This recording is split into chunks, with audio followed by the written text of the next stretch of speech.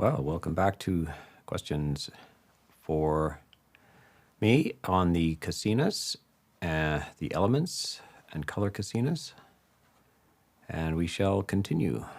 Let us ask the first question, Pia. Our first question is from Mudita in Kamloops, BC, Canada. Dear Ajahn, this natural elements meditation brought some deep awareness. Now I'm having discussions with my mind. Is that all right? Yes, Mudita. The discussions with your mind are all right, but only at the right time. So when you're doing the kasinas, you do not want to diverge into thought processes. It's really suspension of thought. So you want to just stay with the kasina. And of course, this kind of exercise is it's unusual. The mind is not used to such strong focus on simple single objects. So it can bring up all kinds of interesting material from the mind that is not normally observed. So this is something that everybody should be aware of, is that when you do meditation like this, especially intensively over a period of time, all kinds of interesting and sometimes problematic material arises. This is just standard in the meditation schools, that the mind begins to understand things differently, know things that it doesn't normally know. All kinds of interesting effects occur. Usual advice is to ignore those things and just go on, but sometimes they can be relevant and important, and that's why you have personal interviews. If you were here and we're having a personal interview, I would ask you more about how life is going, how things are going, what sort of things are appearing in your mind, what are you discussing in your mind. And then some of them might be of significance, and we can pursue that. But unless we have a long personal discussion, we can't know what exactly to do. But the basic instruction is to go back to the kasina, whatever it may be, and just continue to apply one's mind to it.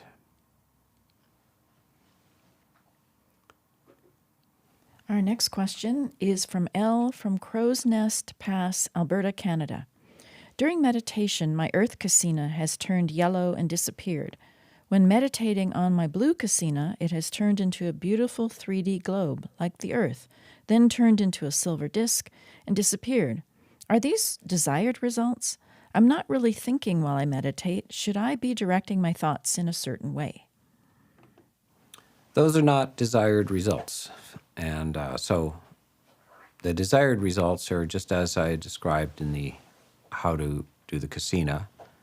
You focus with your eyes on the object until you can bring it to mind with your eyes closed. Then you remain with it in your mind. And if it slips away on you, like you say, the earth element turned yellow and then disappeared, that's a failure. So the earth element is to remain vivid in your mind, not to disappear at all. And the blue kasina is not to turn into a sphere, or turn silver, or any of these things. So these are not signs of success. They're typical experiences of the mind, where the mind is tasked with a very difficult thing, a challenge to sustain attention on a single object for long periods of time. Normally, so this is an exercise, and the Buddha is strengthening your capacity to sustain attention. And when your attention span is increased and strengthened, then everything about life changes, because that's how you apprehend the world, through your capacity for attention and sustained attention. So you want to go back to the basic instructions, and when that disappearance happens or the object turns into something else, then you realize that that is not the object of your exercise. You want to continue and bring it back into your field of awareness and sustain it until it becomes vividly present to you. Okay, next question. Our next question is from Ben from Wheaton, Illinois, United States. Hello, Venerable. In the Asivasa Suta, the 4 elements are referred to as 4 vipers of utmost heat and horrible venom. Obviously, they're being discussed in a different context here. I personally have verified your instruction on using the air element in breath meditation, and I'm very grateful for it. Could you speak to the disparity in these 2 sutta views of the elements? Yes, there is no disparity. One of them is the nature of the body. So the 4 elements in that sutta are about the problematic nature of the body, which is always destined for illness and aging and death. And when the body is headed for illness, aging, and death, it is like poisonous snakes. The full simile is that a man has to take care of a basket with some cobras in it, and he has to bathe the cobras and feed the cobras. But if he's negligent or doesn't pay attention, the cobras can bite and cause great distress or death. So the cobras are the simile for the problematic nature of having a body. And of course, the body is made of the 4 elements. And so that's a contemplation really on illness, aging, death, rather than on the kasinas, the elements as objects of sustained concentration. In the case of the elements in sustained concentration, then we focus on it, a single element, and we make it visible or easy to attend to. And that produces a supernormal state of well-being and clarity, emotional well-being and mental clarity. And so there are no real conflicts between these suttas. They're simply different ways of regarding these elements. Yeah. Okay. Next question, Pia. Mm-hmm. Our next question is from the live chat from Rick in Indiana, United States. Prior to starting a blue kasina meditation, I focused on gratitude and metta. This cultivated piti, sukha, energy, interest, and delight during the first third of an hour meditation. It helped me become settled, composed, and at peace. Ajahn, do you have any reflections? Well, that's perfectly good. All of the subjects for meditation are not in conflict with each other. And so if loving kindness or compassion, the emotional meditations, the sort of the emotional element meditations, if they are accessible to you, easy to develop, then they're in harmony with going on to the other types of meditation.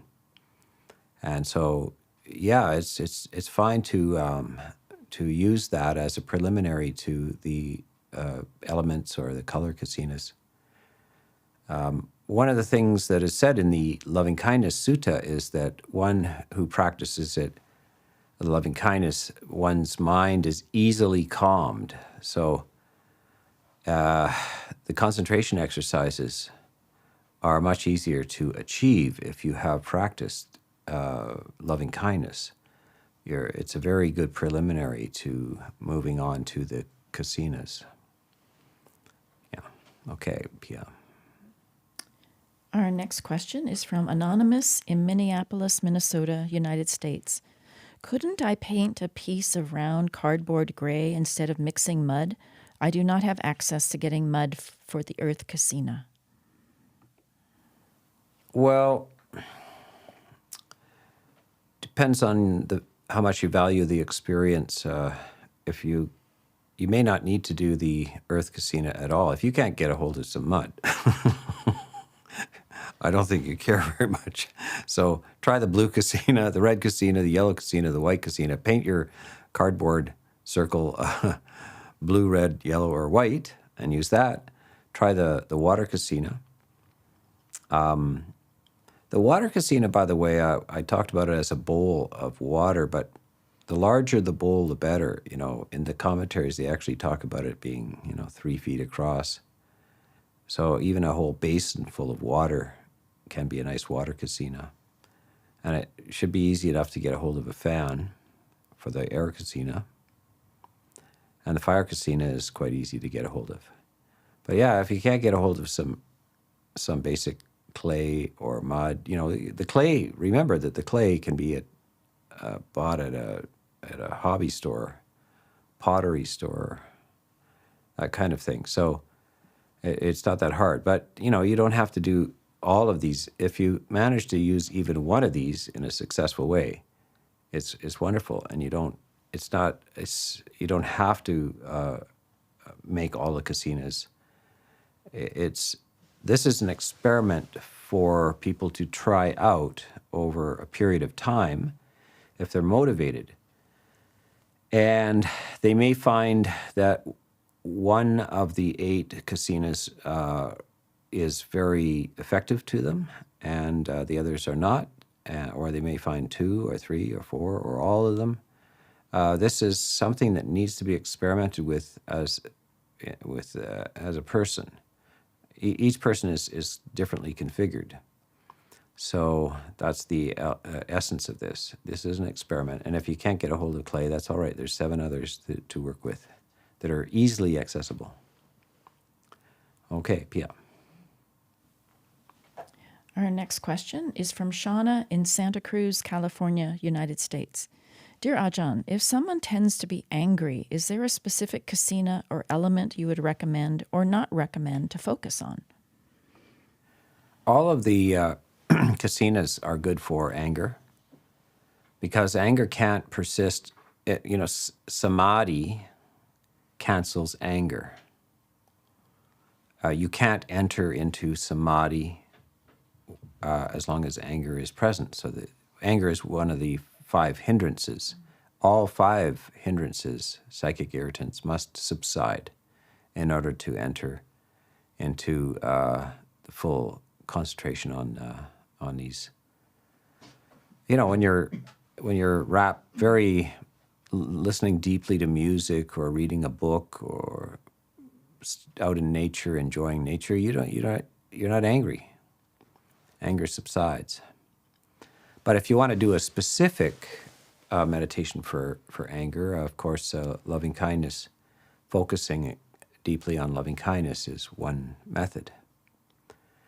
If you were here in the monastery and I was having an interview with you, I would ask you, what are you angry about?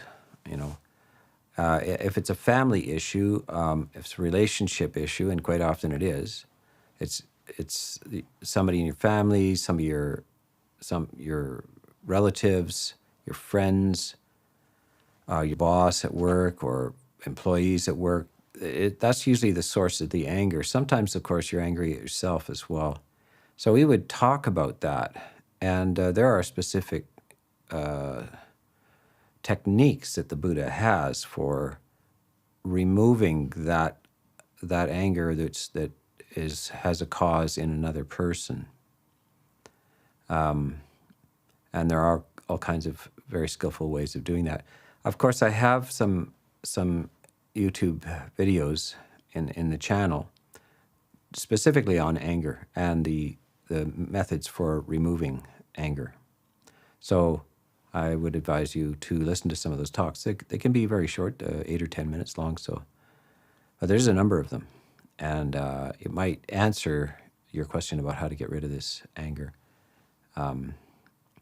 But if you do the kasinas and succeed at it, anger will subside. Yeah. Next question is from the live chat from Patricia in Cork, Ireland. Dear Ajahn, the retreat has been reminding me of what I forgot I knew, as predicted in the Better Than Magic talk. Beyond the retreat, would it be beneficial to stick with an element or color for a while? Oh, yes, Patricia, please do. This is not a 5-day experience. This is something I'm just giving you as many useful tips and techniques, a whole overall description in 5 days. And I don't expect many people will even attain deep concentration in 5 days on these objects, but this is the beginning. And you can go back and listen to the instructions. Some of the guided meditations that I give are really more or less inductions. So I'm more or less attempting to talk you into a state of focus and serenity, help you get there. So you can listen to those talks again and again in the future as well. And some of the presentations we've constructed on the videos of what it looks like in the inside in your mind, and the how the kasinas become supernormally clear will be very helpful for in the future for you to develop this. So yeah, please keep on. This is just a few first steps for this. This is at the end of this retreat is not the end of this retreat. It's just the beginning. Okay, Pia. Our next question is from Jerry in Canton, Georgia, United States. I found great utility in your assertion that interest is a mental fabrication, and because of that, I tried fabricating contentment with the object in the meditation. I found that the contentment helps me stay with the object without going off on tangents so much. My question is, does this sound at least harmless, or should I stop? Don't stop. Be content. It's one of the most wonderful things. That's one of the factors that we're searching for in spiritual life is to learn the sense of contentment. And the more we cultivate these and understand that we can tell ourselves to be content. The voices of society quite often tell you continuously to be discontent, that something's wrong and it could be better and everything could be better, and why don't people fix it? Why don't you fix it? It keeps you in a state of endless discontent when it's not necessary. The world is intrinsically flawed, broken, has an underlying problem to it, and always will. And if you wait till everything is fixed, well, you will wait forever because it's never going to get all fixed. So what we do is cultivate, we talk to ourselves and say, why am I not content right now? Am I waiting for everything to be perfect? Everything's never going to be perfect, so why don't I just start being content now? That contentment, by the way, doesn't utterly demotivate you. You don't get stupid. You get content. So there's an intelligent contentment, and there's other facets and ways of seeing life that are also positive as well. So, but contentment is amongst them. So yes, if it helps your concentration as well, it's very good. Yeah, keep it up. Next question is from Brian in Phoenix, Arizona, United States. When we are doing the meditation, are we to only visualize a color or the element? For example, a river running downhill or the color blue? Yeah, you isolate a single element or color, and then you try to simplify them as much as possible. So when you talk about the river running downhill, that's quite a complex experience of water. And you can certainly bring that into your experience, but basically you're going to extract the essence of waterness. And you want to still the mind so that the mind is basically becoming motionless rather than in motion. And so you're extracting the essence, the still essence of water in order to still your mind. As far as the colors go, they are substantially intrinsically simple elements, and they're easy to see as still. And that's why we make simple kasinas, a round circle which is blue. And so, but we don't flicker back and forth between blue, red, yellow, and white, or we don't flicker back between the elements either, at least not until we have great mastery over at least one of them. Sometime in high development, one can move between, say, blue to red to yellow at will.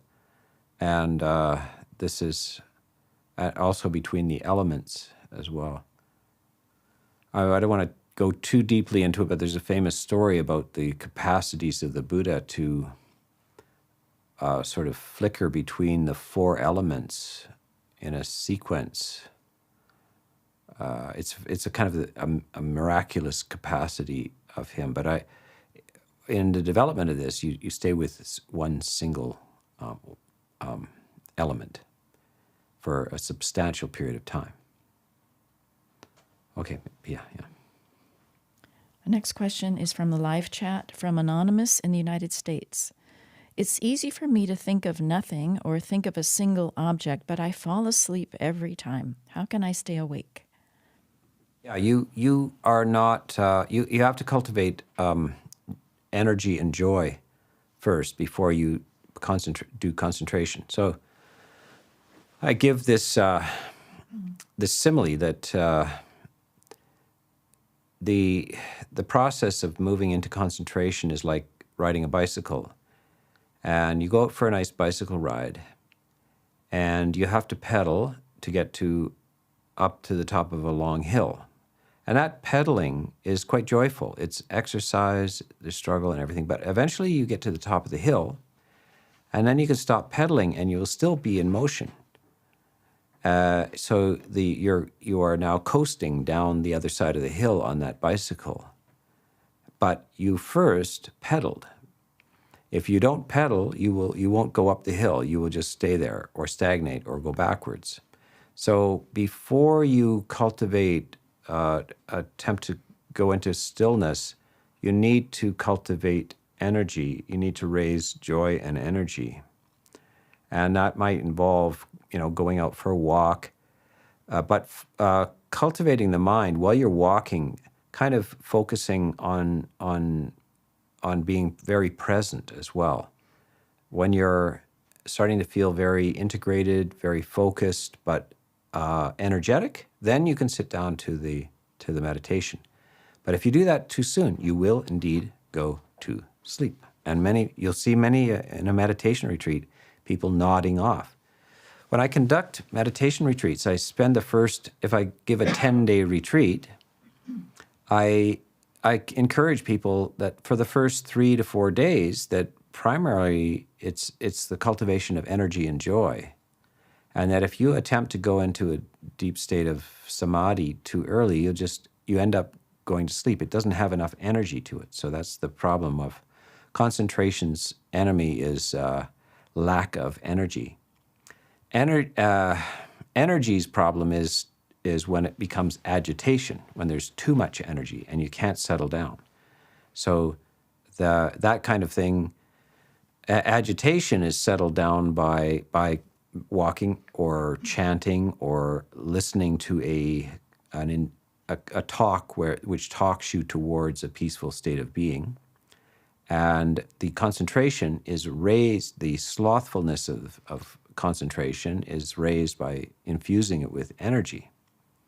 So just like the water element. So the Buddha gives some similes for water as when it's on the water is excessive energy. And so the wind needs to die down. The wind is thought patterns and so forth that are bringing up waves. But if there's not enough oxygen or air in the water or movement in the water, then it becomes stagnant, covered over with moss or slime. And that's the stagnation, the sloth that comes when there's not enough energy in your concentration. Water, which is stagnant, how do you get the stagnation out of it? You add fresh water. You let water flow through it, and it freshens it up. You reduce agitation by reducing the wind, the excessive thinking. So these are strategies for approaching this, and I'm glad you asked that because lots of people aren't aware of that. And I classically, I concentrate on this. I focus on this in live meditation retreats. Is that the first thing is energy and joy. The first part of this retreat, energy and joy, energy and joy. Before you attempt to get fully still. Yeah. Okay. Yeah. Next question is from Margaret in Kamloops, British Columbia, Canada. Dear Ajahn, I'm not a visually imaginative person. Is kasina meditation worth the effort for one like me? I wonder whether the element kasinas might be a better fit, or do they require the same visual imagination? Well, this is what you should sort out. And not everybody is visual, and they might be wasting their time trying to bring up the colors. If you can't bring up the colors, then go to the elements. And one of the elements, of course, is air. And that's one that doesn't require visualization. It simply requires sensation. So you feel the breeze. On a day like this, Margaret, we're not very far from Kamloops either, so the breeze is wonderful today. So you can sit out on the porch and feel the breeze across your face. It's just a lovely experience. But the others, the earth kasina, the water kasina, the fire kasina, require some visualization. Water, though, can be also a contact. So you can take a bath, warm bath or a cold bath, and kind of apprehend the water element through that. That's a natural way of doing that. So yeah, and many people are not able to bring it up in the visual field. So don't struggle too much with it if it's just not your cup of tea. If you don't do a lot of internal visualizing, try one of the other elements. Yeah. Okay.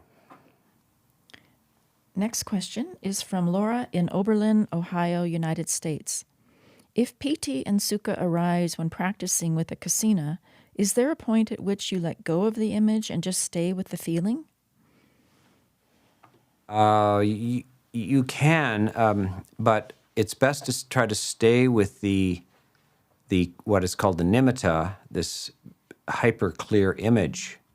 It's where you anchor your mind, and the side effects are joy and pleasure of the body, piti, sukha. And if you let go of the object, eventually the mind will start to generate thoughts and start to move. And then, if you manage to get into a deep state of samadhi, then even when you come out of it, or walking around, having to talk to people, cooking supper and everything, the feeling of joy and serenity and ease of body can linger for hours, even days. In the same way that when you have an argument with somebody and you get really angry, even after you've left the room, the person has gone home and they're not there, the anger and the unpleasant feeling that accompanies anger can linger for days. So that's an impression on the mind. So an angry experience leaves an impression on the mind, and the negative feelings linger. But the same with this concentration. When you stay and sustain yourself in them, and it can be for substantial periods of time, that doesn't just end the moment you let go of the image or the crystalline vision of say a red kasina. The feelings will remain long afterwards. The afterglow of the kasina. Yeah. Our next question is from Srima in Calgary, Alberta, Canada. The matted hair ascetics of the Buddha's time were fire worshippers. Was this a kasina that they practiced? And if so, did the samadhi they attained help them gain insights and become arahants in a very short time, simply by hearing the quote, better than magic of the Buddha's teachings? I think there was a whole school of Brahmins, which one of the jobs in the household was to keep the home fire going 24 hours a day for as long as everybody was alive. So there was some sort of idea that fire is a very important element and could be turned into almost a worship of fire. The matted hair ascetics were performing painful practices as well. Their thought was that they would attain some spiritual advancement through the punishment of their bodies and deliberately punishing their bodies, hoping to purify their minds.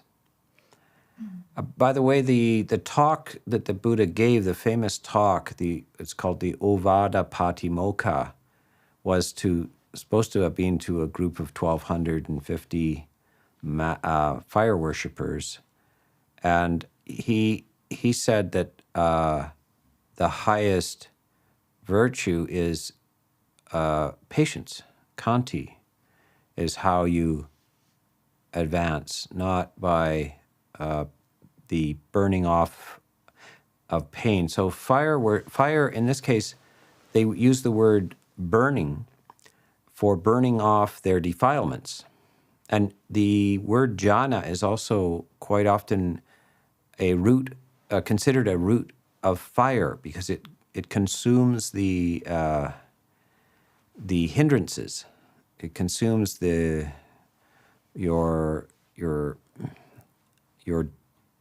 sort of sinful nature. It burns it off. So these are all spiritual theories of spiritual practice for purifying the mind and heart. And one simile is to burn it off, so there's a fire simile. So they might have been using it in that respect, and the Buddha does talk about that.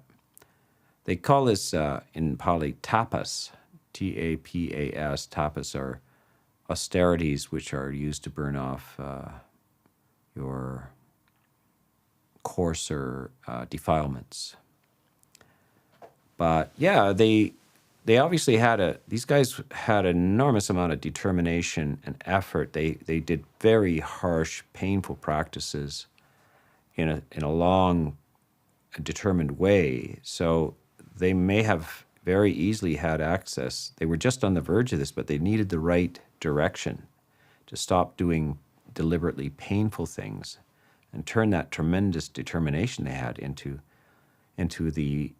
something that was effective. So that's a good question. Our next question is from Maria in Buenos Aires, Argentina. What different effect in the mind is produced by contemplating the more refined form of the kasina versus the raw, natural version?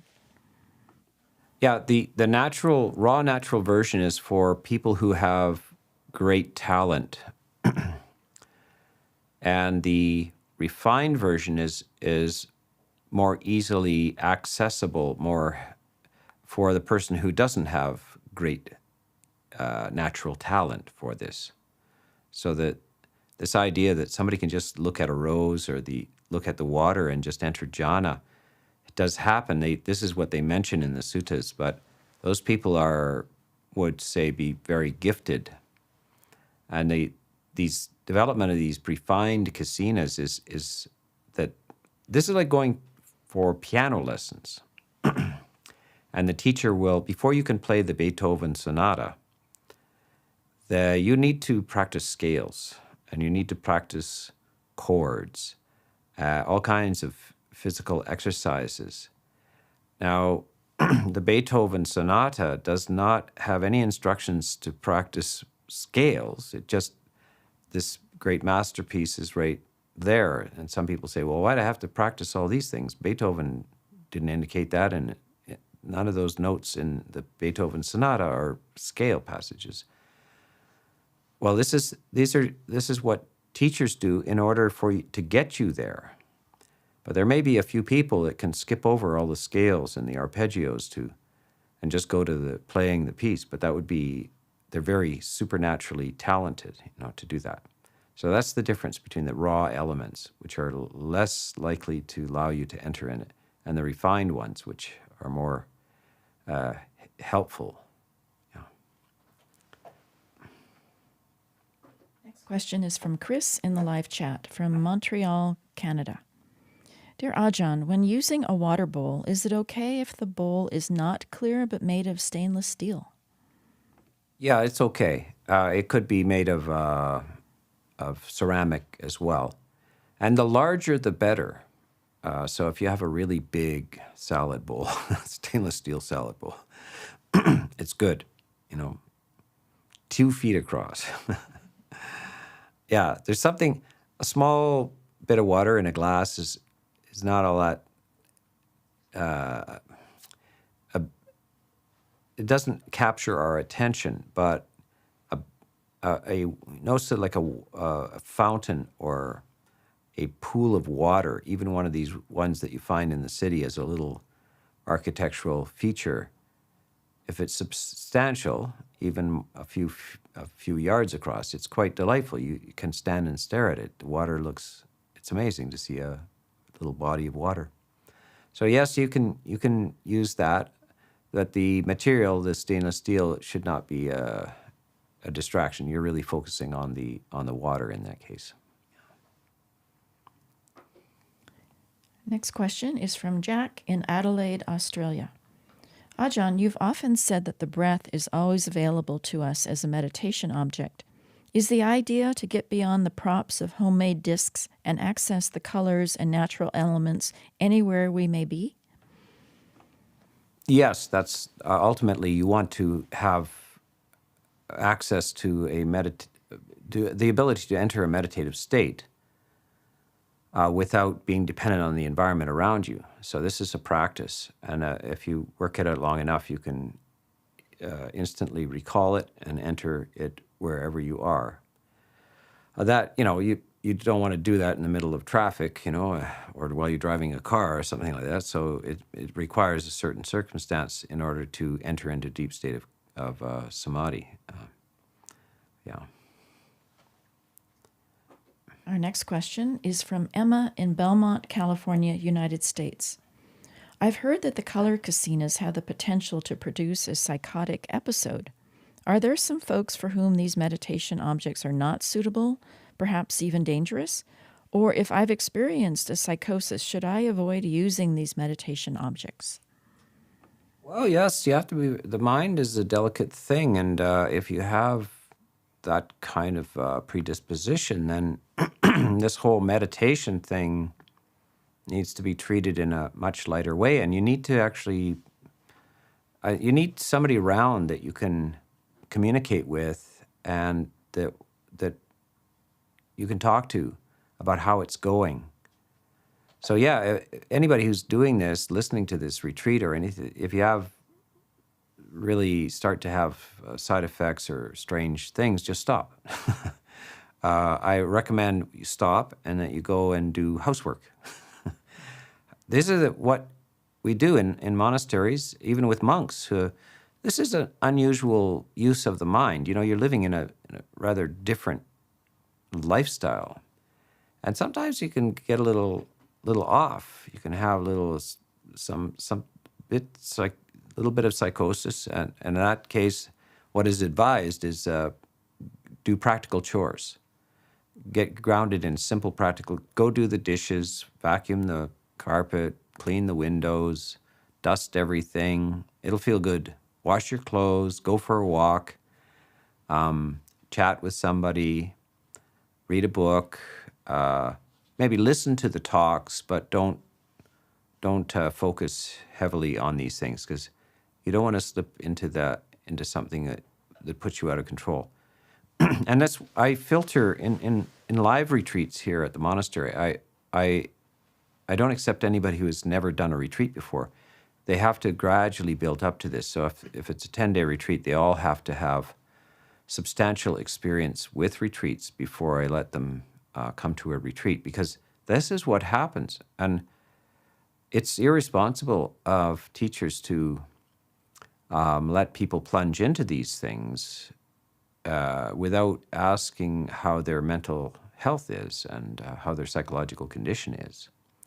So yes, if you're having any kind of substantial side effects, then you stop doing it. Yes. Okay, I think that's the last question here, but I would like you to round up the conclusion with some advice about the talks and et cetera that are on the video, the channel. Yeah. Thank you, Ajahn.